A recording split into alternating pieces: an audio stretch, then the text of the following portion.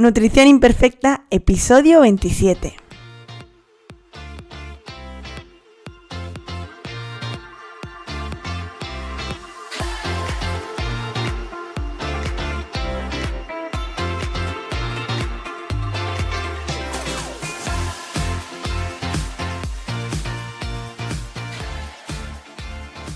Bienvenida a Nutrición Imperfecta, el podcast de Marta Mármol. Un lugar para aprender a cuidarte y a dejar de ver la nutrición como un laberinto sin salida de dietas y restricciones. Es hora de empezar a ver la alimentación como un autocuidado y mejorar la relación que tienes con la comida.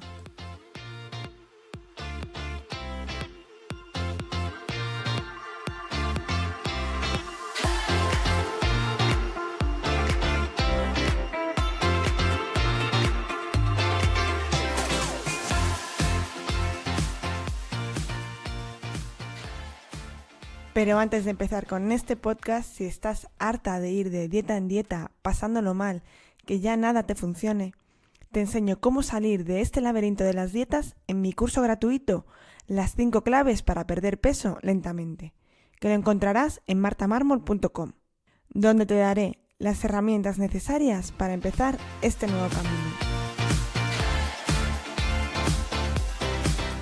Bienvenida a un nuevo episodio de Nutrición Imperfecta. Yo soy Marta Mármol y hoy quiero hablarte sobre el café. ¿Es el café, esta bebida tan internacional, saludable? ¿Es buena para algunas patologías como por ejemplo cardiovasculares o cáncer? ¿Es incompatible con alguna patología que también es importante? Quiero hablarte de todo esto y también vamos a ver qué café o en qué forma consumirlo de forma más saludable. Para que podamos hablar sobre esto tenemos que entender que el café no es solo cafeína. Hemos tendido, yo creo que es uno de los grandes problemas que hemos demonizado el café por pensar que simplemente es cafeína y es una sustancia estimulante y que nos altera. Al final el café es una bebida infusionada que además, como te he dicho, se bebe en muchísimas partes del mundo. De hecho, creo que es la bebida más internacional y tiene muchísimos componentes, pero sobre todo tiene muchos polifenoles, muchos antioxidantes.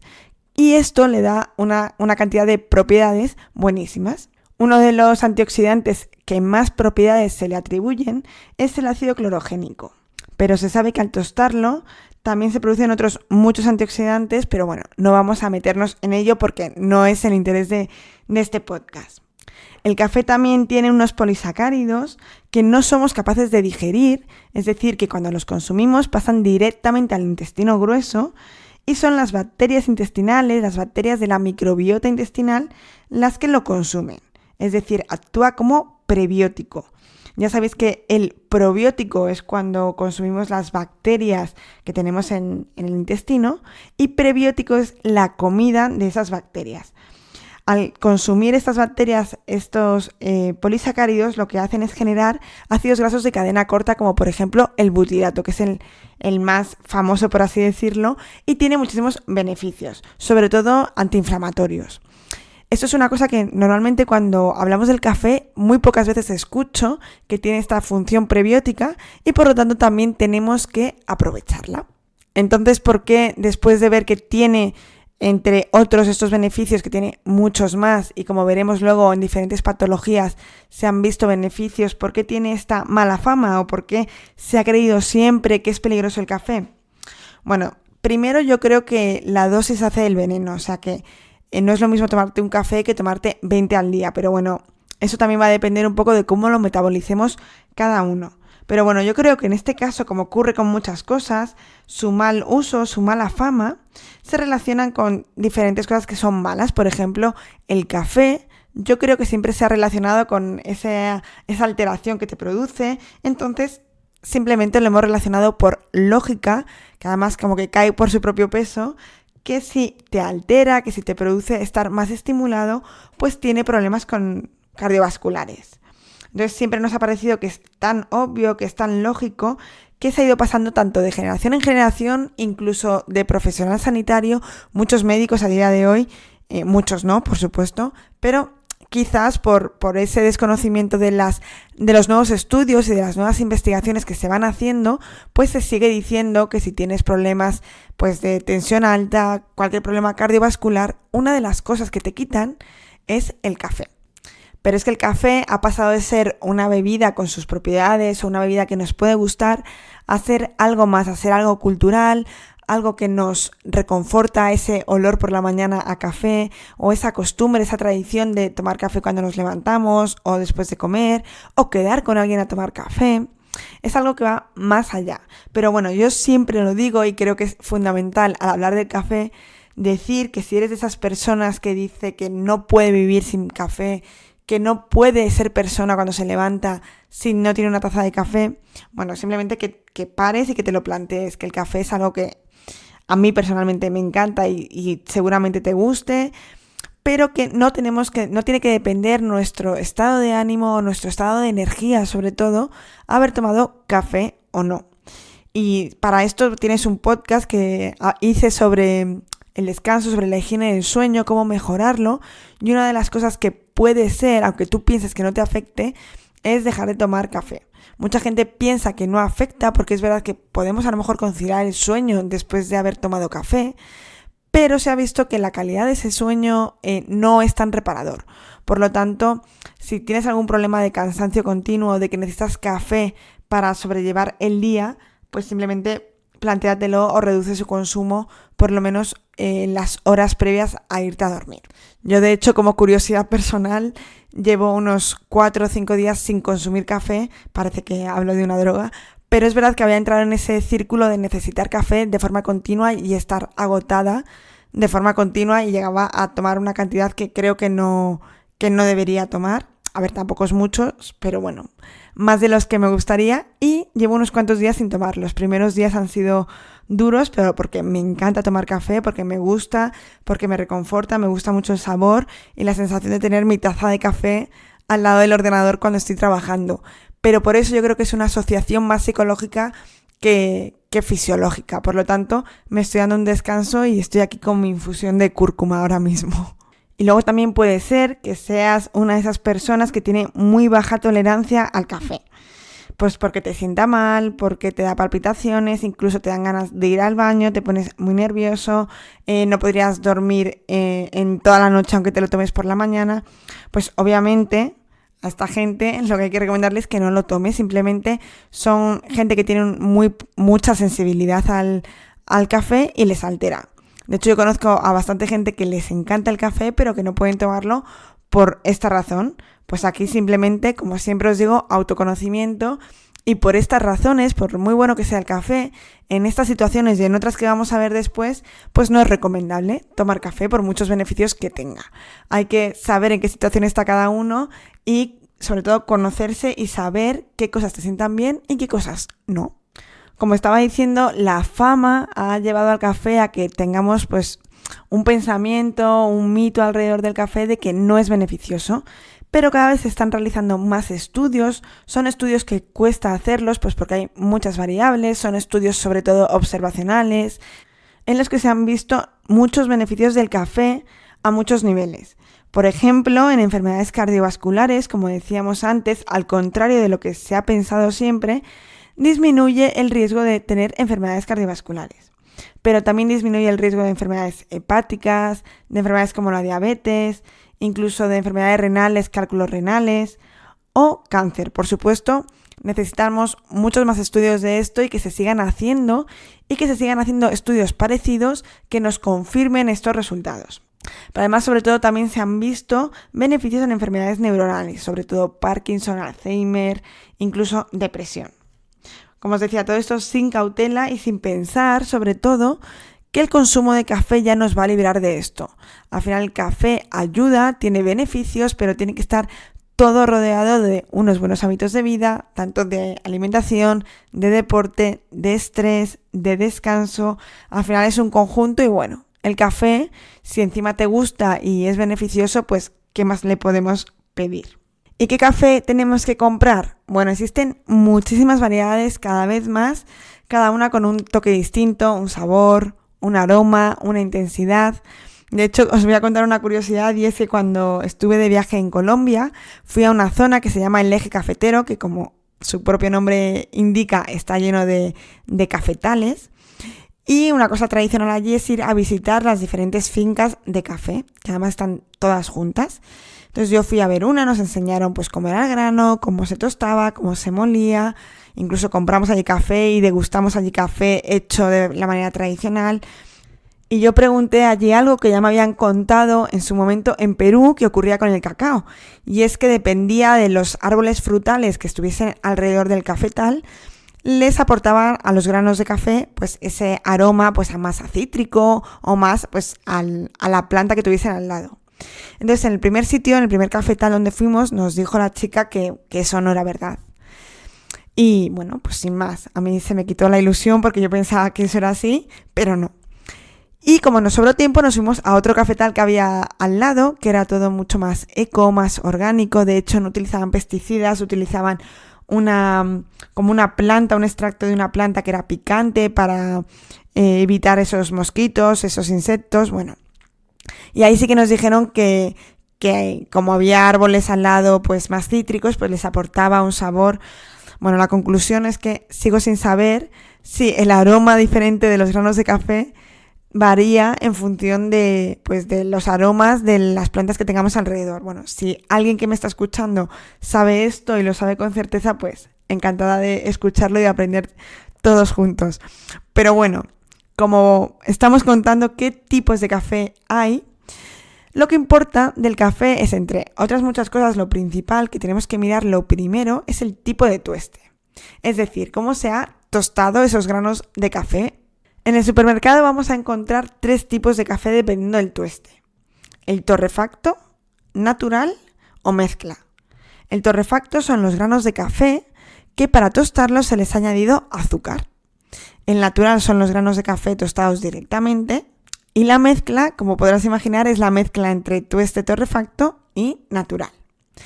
Por tanto, y como te estarás imaginando, lo que tenemos que elegir es un café de tueste natural y evitar el torrefacto. Normalmente lo que nos dan en los bares, que yo lo aprecio muy bien, ese sabor, a mí me da como amargor o me parece como que se hubiese quemado el café. Eso es porque normalmente compran café torrefacto, bueno, pues porque es más barato y piensan que no se va a notar, pero yo por lo menos personalmente lo noto bastante y no me gusta nada. Si ya queremos sacar la matrícula de honor, lo ideal sería que tuviésemos los granos tostados al natural enteros y que justo antes de consumirlos los moliésemos pues en un molinillo para café y que ya lo infusionásemos de la manera que quisiésemos. Hay diferentes formas, la cafetera italiana, que es la típica, es la que yo uso, pero hay muchas más formas. ¿Qué beneficios tiene molerlo en ese momento? Bueno, porque así mantenemos y nos aseguramos que todos los nutrientes del café los mantenemos activos y mejor condiciones. Pero yo creo que, como siempre os digo, hay que ser realistas y hay que adaptarse a la vida real. Y yo por lo menos lo consumo ya comprado, molido al natural. Pues porque en mi día a día no le estoy dando prioridad a ese molinillo. No podemos hacer todo bien, así que hay que elegir. Y como sé que tampoco está fatal, simplemente que no es lo ideal perfecto, pues no pasa nada. Que a ti te encanta el café, le das mucha prioridad, le dedicas un buen rato a preparar tu café por la mañana, recién molido, en una técnica de prensado más pura, bueno, pues perfecto y maravilloso. Cada uno tiene que encontrar lo que le da la prioridad, porque todo, hacerlo perfecto sería una gestión de tiempo increíble y además de estrés. Normalmente cuando hablo del café siempre está la pregunta de que qué opino de las cápsulas de café. Bueno, el café que hay adentro va a variar en función pues de la calidad de la cápsula y seguramente pues dependiendo el tipo de café que le pongan. A mí no me gusta el consumo de cápsulas, primero por la cantidad de desperdicio que se genera, por la cantidad de residuo que deja, por mucho que nos cuenten que es algo que es reciclable. El principal punto es no consumir, es no generar residuo y luego ya lo que hayamos tenido que consumir que sea reciclable. Pero para mí es básico pues no consumir este tipo de cápsulas. Existen cápsulas que son reutilizables y que se pueden recargar. Entonces, si tienes una cafetera de estas y quieres empezar a disminuir el residuo, Una alternativa es comprarte el café natural, molido o sin moler y rellenar las cápsulas para podértelas hacer en una cafetera tipo Nespresso o la que sea. No quería dejar de hablar en este podcast sobre la relación que hay entre el café y la pérdida de peso. Muchas de las personas que me seguís estáis en un proceso de pérdida de peso, pérdida de grasa, mejora de la composición corporal, mejor dicho. Y el café está relacionado con esta pérdida de grasa por diferentes motivos y efectos que tiene sobre el metabolismo. Y no solo la cafeína, como siempre se ha relacionado, sino, como os decía antes, el ácido clorogénico.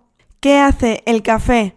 Bueno, por una parte nos va a aumentar el gasto energético. Entonces, simplemente por el hecho de que si gastas más, va a ser más sencillo lograr un déficit calórico, que siempre es necesario para una pérdida de peso.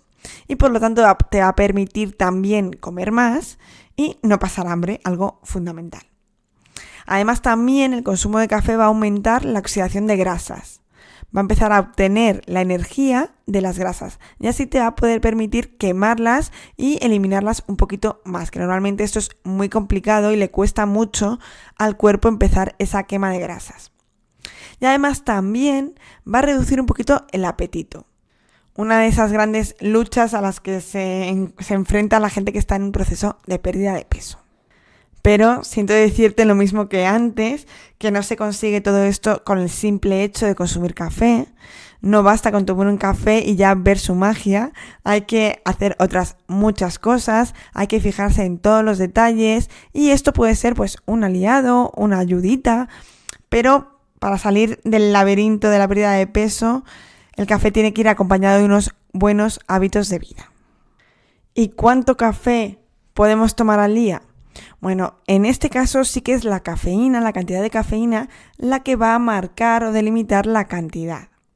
Pero tienes que tener en cuenta que también vas a poder tomar cafeína en otras bebidas o en otros alimentos. Pues por ejemplo, el té, el guaraná, incluso el cacao, tienen algo de cafeína. Entonces, bueno, no es que sea una cantidad exagerada, pero tenemos que tenerlo en cuenta para si consumimos alguno de estos alimentos, sobre todo el té, que mucha gente piensa que la teína y la cafeína son distintas y son la misma molécula, pues muchas veces no nos damos cuenta y estamos consumiendo más de lo que deberíamos.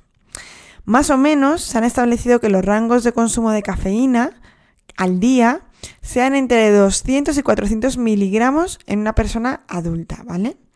Con la excepción de cuando estamos embarazadas, que hay que reducir bastante su consumo.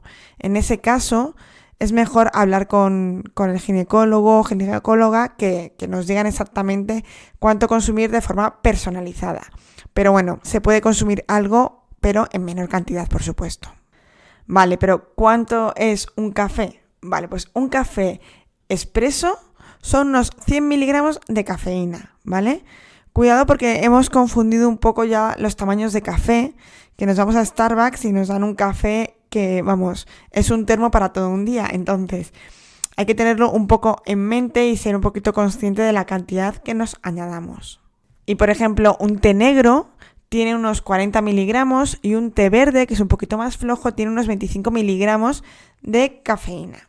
Y por ejemplo, una cucharadita de cacao puro, que yo por ejemplo la uso en la leche muchas veces, una cucharada grande de cacao puro tiene unos 10 miligramos, una cantidad mucho más baja, pero si por ejemplo eres de una de las personas que eres muy sensible a esa activación, por ejemplo tomar cacao por la noche o incluso chocolate, esto es por otra sustancia, por la teobromina, te puede alterar, o sea que si eres de las que consume una onza de chocolate o un vaso de leche con cacao puro por la noche y notas que duermes peor, podría ser una de las razones.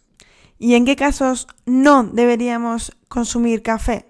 Bueno, por supuesto, cuando hemos visto antes que personas que tienen muy baja tolerancia, eso por supuesto, pero luego también en personas que tienen enfermedades autoinmunes.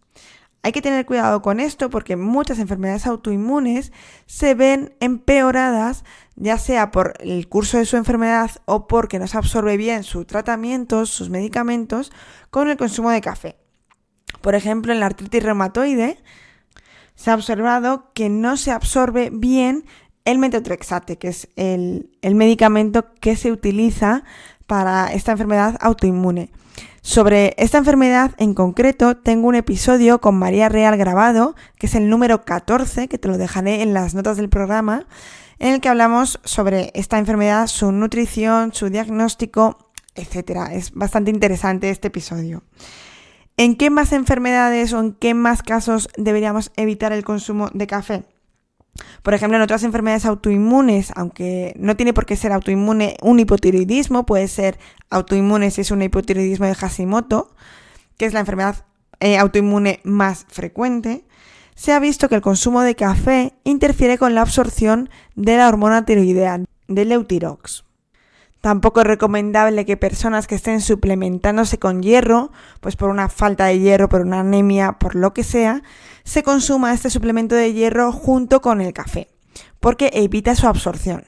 Bueno, en este caso también habría que tener en cuenta ni juntarlo ni con el café, ni con el té, ni con la leche, porque no se absorbe bien el hierro y muchas veces es una de las causas que el paciente desconozca esto y tomarse pues el suplemento de hierro, sea cual sea, en el desayuno.